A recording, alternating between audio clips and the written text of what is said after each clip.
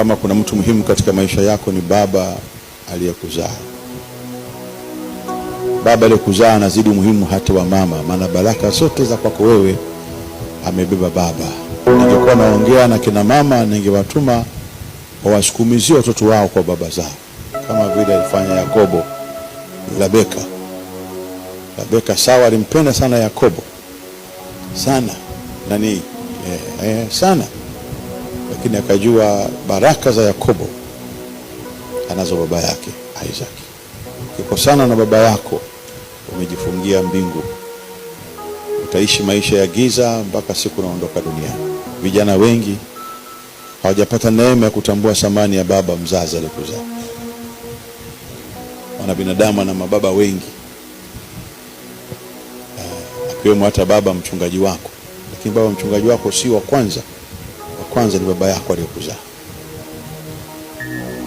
Japo baba aliyekuzaa anabanwa, kuna mahali anabanwa, anasema enyi wazazi msiwachokoze watoto,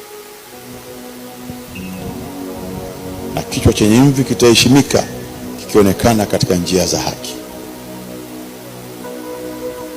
Kumheshimu baba kuna mipaka yake, kama kichwa chake kitaonekana katika njia za haki.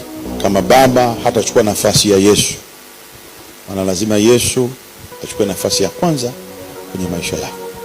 Anasema mpendaye baba kuliko mimi anistahili. Kwa hata ubaba wa wachungaji, ubaba sio wa nani, wa baba unatokana ubaba wa Mungu mwenyewe. Mungu ndio top. Sisi wote ni kivuli cha ubaba wake. Mungu ndio amejenga mfumo huo. Lakini wa kwanza kumheshimu ni baba aliyekuzaa. Mchungaji wako anapata nafasi gani?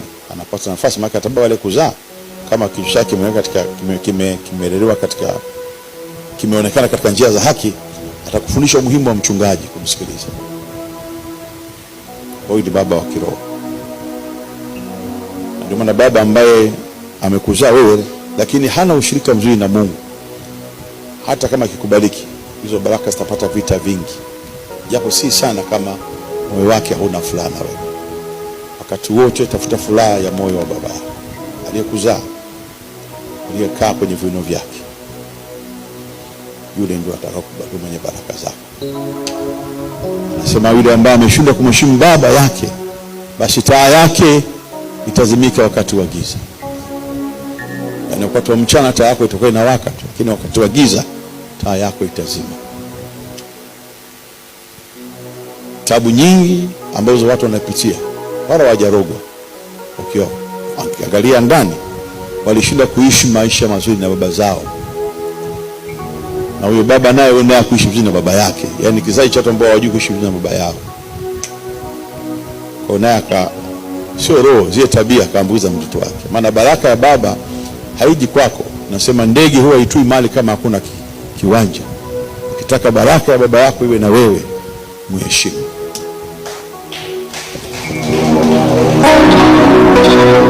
Mheshimu baba, utapata uheri.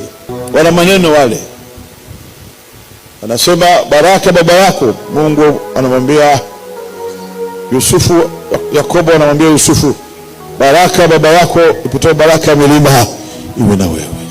Tazama harufu mwanangu ni kama harufu ya shamba ambalo Mungu amelibariki. Nenda mwanangu, kamiliki malango ya adui zako na makabila ya kutumikia. Isaac alibarikiwa na baba Ibrahim. Amefika Shekemu. Isaac, wenyeji wa Shekemu anasema, Isaac usikae na sisi maana wewe una nguvu nyingi. Jitu ina nguvu nyingi, likilima hata bila mbolea mahindi zile shahiri zinastawi.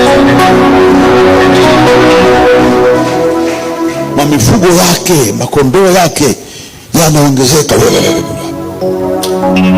Usikae na sisi, una nguvu nyingi.